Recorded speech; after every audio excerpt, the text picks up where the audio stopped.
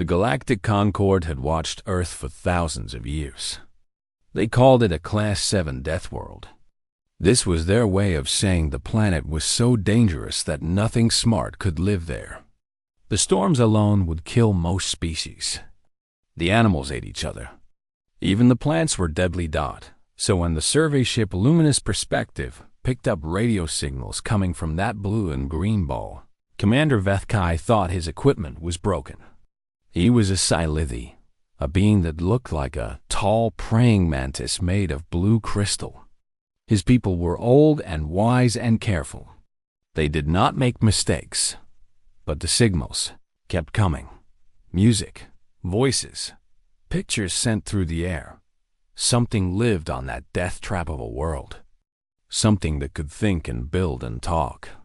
The Concord sent a team to make contact. They chose a quiet spot in a place the humans called Whales, Green Hills, soft rain. The kind of place that might not kill them right away. Commander Vethkai led the group himself. He brought soldiers. He brought scientists. He brought weapons that could crack a mountain in half. They were ready for monsters. What they found were small pink creatures with soft skin and no claws. The humans smiled at them. They offered food and drink. A small one with yellow fur on its head ran up and hugged Vethkai's leg before its mother pulled it away, laughing. These were the masters of a death world? These soft, fragile things? Over the next few days, Vethkai learned the truth. These creatures had not just survived their planet. They had conquered it. They had taken wolves, one of their deadliest hunters, and turned them into pets that fetched sticks and slept on beds. They had built walls to hold back rivers. They had split the atom, the very building block of matter itself. Humans were not strong because they were tough. They were strong because they never gave up. They looked at something that could kill them and said, "I can work with that." But the real surprise came on the third day. Vethkai was speaking with a human scientist named Dr. Elena Vasquez.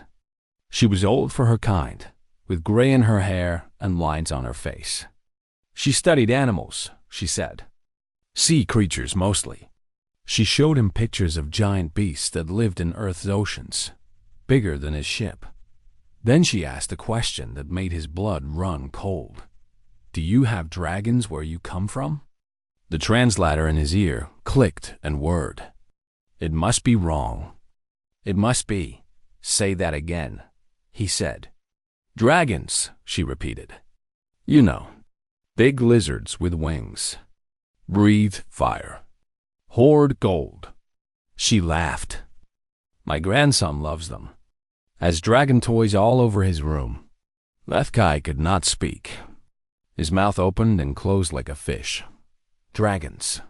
The humans were talking about dragons. In the Galactic Concord. Dragons were the most feared things in the universe. They were not myths. They were real. Massive creatures that swam through the void between stars, feeding on radiation and energy. They traveled in swarms that could block out the light of a sun. 17 civilizations had fallen to them. Entire species wiped out in a single generation. The Concord's greatest warships ran from dragons. Their bravest soldiers screamed at the sight of them. And this human woman was showing him a cartoon picture of one on her grandson's lunchbox. "These creatures," Vethkai said slowly, "they are not real to you?" Dr. Vasquez gave him an odd look. "Of course not. They're made up. Fantasy. We have stories about them, but they've never existed on Earth. Why do you ask?" Vethkai looked at the smiling cartoon dragon. It had big friendly eyes and was holding a flower. "No reason," he said. That night, he sent a message back to the Concord Council. His hand shook as he typed it. "The humans know about the dragons," he wrote, "but they think they are funny. They put them in children's stories. They make toys of them. Either these people are completely insane, or they know something we do not. I am not sure which possibility frightens me more." The council received his message and said nothing for a long time on Earth. A small boy slept peacefully with a stuffed dragon under his arm, dreaming of adventure, somewhere in the dark between galaxies. Something ancient and hungry began to stir. 3 years passed after the humans joined the Galactic Concord. It was a strange time for everyone. The other species did not know what to make of Earth's people. Humans were friendly. Too friendly, some said. They wanted to shake hands with everything, even species that did not have hands. They asked endless questions. They brought their animals with them everywhere, furry four-legged things they called dogs that wagged their tails and licked faces. The Concord found humans odd but harmless, a bit like children who had wandered into an adult party. Amusing, but not important. Then the long-range detection array lit up with a signal that had not been seen in 4,000 years. Dragons, a swarm of them, moving through the outer reaches toward populated space. The news spread across 100 worlds in hours. Panic followed. Governments called emergency meetings. Military leaders studied old records of battles that had ended in total defeat. Religious groups declared the end times had come. The Concord's best scientists ran the numbers again and again. The swarm was big, bigger than any on record. At its current speed, it would reach the first populated systems in 18 months. There was no stopping it. There had never been any stopping them. Evacuation plans were drawn up. Some species began to say goodbye to each other. Others prayed to gods they had forgotten. In the middle of all this chaos, the human ambassador asked for the sensor data. Dr. Elena Vasquez was not supposed to be an ambassador. She was a marine biologist who had spent her life studying whales and dolphins. But humans had a strange way of picking their leaders. They chose people who were curious instead of powerful. She sat in the Concord Council chamber, surrounded by beings from dozens of species. All of them were afraid. She could see it in the way they held themselves, in the trembling of tentacles and the fluttering of wings. One of the council members, a being that looked like a floating jellyfish, sent the data to her screen. Dr. Vasquez studied it for a long time. The council watched her. They expected her to be afraid like them. They expected her to finally understand the danger. Instead, she laughed. It was not a nervous laugh. It was not a crazy laugh. It was the laugh of someone who had just heard a joke they had known the answer to all along. "You're telling me," she said slowly, "that these things have been scaring the galaxy for how long? And nobody thought to study them?" The jellyfish council member pulsed with confusion. "Study them? Doctor, you do not study dragons. You run from them. You hide. You hope they pass you by. But why?" Dr. Vasquez asked. "Have you ever tried to understand them? Have you watched their movements? Tracked their patterns? Asked why they go where they go?" Silence. The question did not make sense to them. It was like asking why someone would want to understand a hurricane. You did not understand forces of destruction. You survived them if you could. But the old woman just smiled and shook her head. "On my world," she said, "everything tried to kill us. The heat, the cold, the storms, the animals, even some of the plants. We learned something early on. You cannot fight nature forever. Sooner or later, you have to understand it." She stood up from her chair. "I want a ship, a small one, and a crew of volunteers. I want to approach the swarm." The council fell silent. A being made of living stone made a sound like grinding rocks. It was their version of a gasp. "That is suicide," the jellyfish said. "Maybe," Dr. Vasquez agreed. "But has anyone ever tried talking to them?" "They are not intelligent," someone said. "They are beasts, monsters." Dr. Vasquez looked at the sensor data again, at the swarm moving through space in perfect formation, at the way they communicated with pulses of radiation, at the patterns that repeated over and over again. "Are they?" she asked. "Or have you just never listened?" The council gave her what she asked for, not because they believed in her plan. They gave it to her because they assumed she was choosing an honorable death. Better to die reaching out than to die running away, they thought. Let the humans have their strange courage. The ship they gave her was called the S. Attenborough, named after a human who had spent his life trying to understand the creatures of Earth. Dr. Vasquez picked a crew of 20, all of them volunteers, all of them scientists. On the day they left, the whole galaxy watched. News feeds carried the story to every world. The brave, foolish humans flying toward certain death. Dr. Vasquez stood at the front of her ship as it jumped to faster than light speed. She thought about the whales she had studied for 30 years, how people had hunted them almost to extinction, how she had spent her career learning their songs, their patterns, their needs. No. One had asked the whales what they wanted until it was almost too late. She would not make that mistake again. The ESS Attenborough dropped out of faster than light. Travel at the edge of the dragon swarm's territory. The crew looked at their screens and said nothing. There were thousands of them. Each dragon was the size of a small moon. Their bodies looked like nothing else in the galaxy. Part snake, part bird, part something that had no name. Scales that shimmered with colors the human eye could barely process. Wings that stretched for miles, catching radiation from distant stars. They moved through space like fish through water, slow and graceful. Beautiful in a terrible way. For 3 days, nothing happened. The Attenborough sat and waited. Dr. Vasquez had ordered complete silence. No radio signals. No active sensors. Just watching. On the 4th day, one of them came to look. It was a young one. The crew could tell because it was only the size of a Concorde battlecruiser. It broke from the swarm and drifted toward the human ship. Curious and slow. The galaxy watched through the Attenborough's cameras.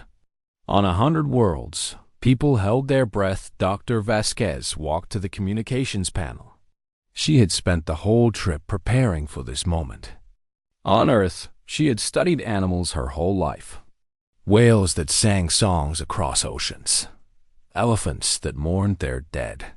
Crows that recognized human faces and remembered grudges for years. Every animal communicated somehow. You just had to learn how to listen. She pressed a button and began to speak. But not with words. Clicks. Low hums. Patterns of sound that rose and fell like music. She had studied the radiation pulses the dragons used to talk to each other. She had found the patterns, the rhythms, the structure beneath the noise. Now she was speaking back. The young dragon stopped. Its massive head turned toward the ship, eyes like burning suns. And then it answered. The sound came through their sensors like thunder. But underneath the power, there was structure. Meaning, the dragon was not attacking. It was asking a question. Dr. Vasquez answered again. A simple message. A greeting. A statement of peaceful intent. The next 6 months were the strangest in human history. The crew of the year. Attenborough lived alongside the dragon swarm. They followed the creatures through space, watching and learning. Slowly, carefully, they built a language of sounds and lights. The dragons were not monsters. They were not mindless forces of destruction. They were animals. Magnificent, ancient, powerful animals, but animals all the same. They were also starving. Dr. Vasquez and her team discovered that dragons fed on specific types of radiation.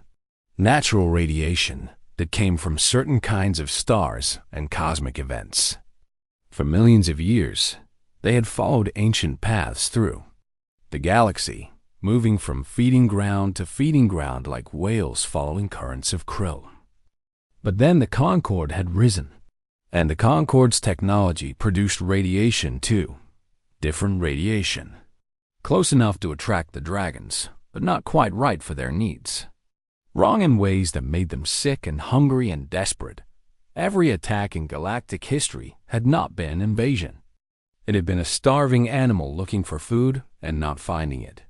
The civilizations that fell had been in the way of creatures too big and too desperate to go around. Dr. Vasquez sent her report back to the Concord Council. She included everything: the data, the analysis, the communication logs showing dragons answering her questions, evidence that could not be denied. Then she made her proposal.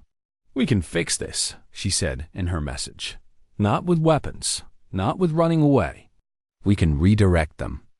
Show them where the food is. Guide them to places where they can eat without hurting anyone." The Jellyfish Council member read the report 3 times. "You want to herd them like cattle?" "Like whales," Dr. Vasquez corrected. "Whales that can destroy planets, yes. But whales are all the same. They're not evil. They're just lost and hungry, and we can help them find their way." The council debated for weeks.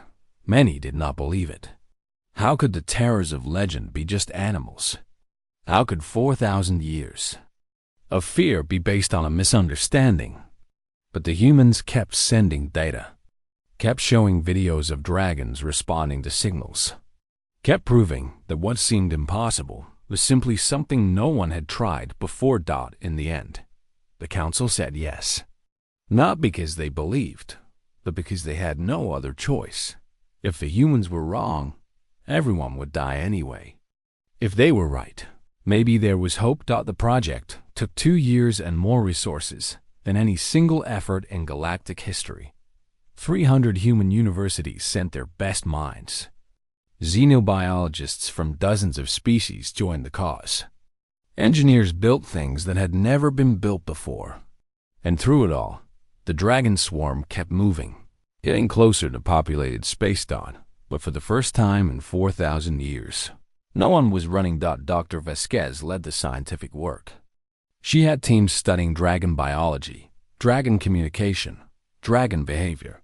They learned that dragons remembered things for millions of years, that they passed knowledge from parent to child through songs of radiation, that they had names for the stars and told stories about the beginning of the universe. They were not mindless. They were just different. So different that no one had ever thought to try to understand them. The key breakthrough came when a young human researcher named James Chun figured out exactly what kind of radiation dragons needed to eat. It was not something the galaxy produced anymore. The cosmic events that created it had stopped happening naturally long ago, but it could be made artificially. They called it the Beacon Network. Massive stations that produced exactly the radiation dragons craved. The plan was simple. Build the beacons in a line leading away from populated space. Light them up one by one. Let the dragons follow the trail to new feeding grounds in the dead zones where no one lived. Building the network was the hard part. The stations had to be huge. They had to produce enough radiation to attract creatures the size of moons. And they had to be placed perfectly, close enough that the dragons could follow from one to the next. Every species in the Concord contributed something. The Sci-Lithi gave their best engineers. The jellyfish people shared technology for working in deep space. Even species that had lost worlds to dragon attacks thousands of years ago sent help. For the first time, the galaxy worked together not to fight something, but to heal something. Dr. Vasquez did not see the final victory. She died 8 months before the project was finished, peacefully in her sleep. Her crew said she had been tired for a long time, holding on just long enough to know the work would be completed. Her grandson, the little boy who had slept with a stuffed dragon 15 years ago, was there at the end. He was a man now, a scientist like his grandmother. He had joined the project the day he was old enough. On the day the last beacon was lit, the whole galaxy watched again. The dragon swarm had reached the edge of Concord space, close enough that some worlds could see them in the night sky, a shimmering cloud of ancient power. People looked up and felt the old fear. The fear that had lived in the Concord for 4,000 years. Then the first beacon activated. A pulse of perfect radiation, exactly what the dragons needed, spreading out into space like a dinner bell. The swarm paused.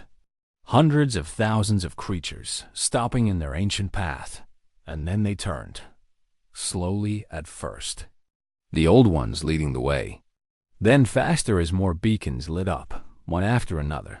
A trail of light leading away from the worlds full of soft, fragile, stubborn people. The dragons did not attack. They did not even seem tempted. They just followed the food, like they had always done. Like they had been trying to do all along. The first dragon crossed into the dead zone 2 days later. Then more. Then all of them. An endless river of scales and wings and fire, flowing peacefully toward the empty places where they could finally eat their fill. Commander Vethkai watched from his flagship as the last dragon passed beyond the border. 15 years since he had first met a human. 15 years since a soft pink creature had shown him a cartoon. Dragon on a LUNCHBOX thought he found a communication channel to the Attenborough, where James Chun was commanding the final observation mission. I have to ask, Vethkai said. How did your grandmother know?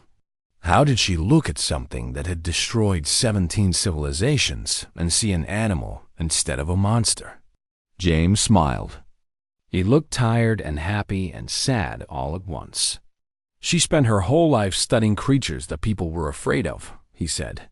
Sharks, whales, wolves, everything that seemed dangerous. And she learned that fear makes you blind. When you're scared of something, you stop seeing it clearly. You see what you're afraid of, not what's actually there. He paused, looking out at the stars where the dragons had been. Humans have been the scariest thing on Earth for a long time, he continued. We've caused a lot of damage. Almost destroyed ourselves more than once. But we've also learned that nothing gets better until you stop being afraid long enough to ask what's really going on. Vethkai thought about this for a long time. You people are very strange, he said finally. I know, James said. My grandmother used to say the same thing. That night, across the galaxy, people celebrated. The dragons were gone. Not dead, but alive and fed, and no longer a threat. Monuments were built. Songs were sung. Dr. Elena Vasquez became a name, taught in schools on 100 worlds. But the real change was quieter than that. In the years that followed, young people from every species asked to join the Dragon Shepherd program. They spent years in deep space, following the herds, learning their songs, making sure they stayed on their path. It was hard work. Lonely work. Dangerous sometimes.